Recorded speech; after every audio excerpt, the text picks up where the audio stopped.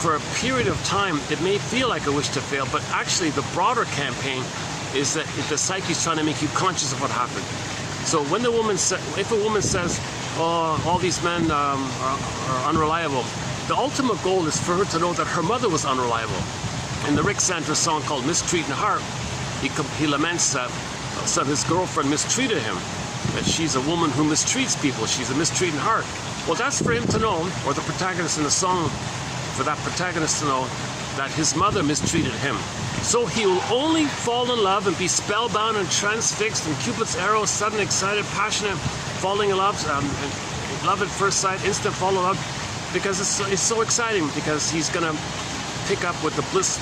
The excitement is the blissful period that babies are in. That's part of the excitement. The honeymoon phase is that blissful feeling the babies feel. It's kind of frozen there, but it didn't finish it.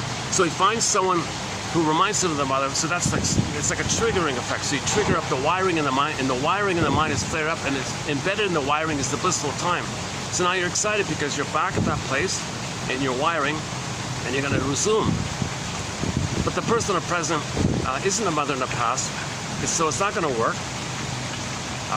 And the hurt and shame and anger and fear and all that abandonment, depression that you're feeling now, that's what you felt as a child. You forgot it. So you chose someone who reminds you of the mother. Feel it now for you to know that's how you felt back then. So you got to be curious and wonder why you're feeling what you're feeling. So the girl leaving him, or whatever it was, is a trigger that the mother was misattuned, malattuned, used him, was in a bitter mood, or she was narcissistic, or she was a bully kind of a mother, and the child had a very painful interaction like that. So she'll look for a man, gives her a hard time. That's for her to know that she had a hard time.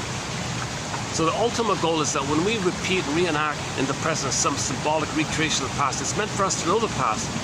We don't remember, so we reenact and replay until we know the past. Then when we remember and get the story, we can stop repeating. And that's the definition of dysfunction and neurosis. If we have an original negative emotional pattern with the mother, it's a flash froze, it's a set in, and we apply that to everybody. That's dysfunctional because you're not in the nursery, but you're replaying that working model. They call it a schema or a script or your quote-unquote destiny or your fate. Some kind of set-in wiring like that, and it's painful, and that's all you know. It's your only tune. Every neurotic is a music enthusiast, but it only has one tune. He keeps playing that one tune. Every new situation he plays his only tune. He reels off his only 145.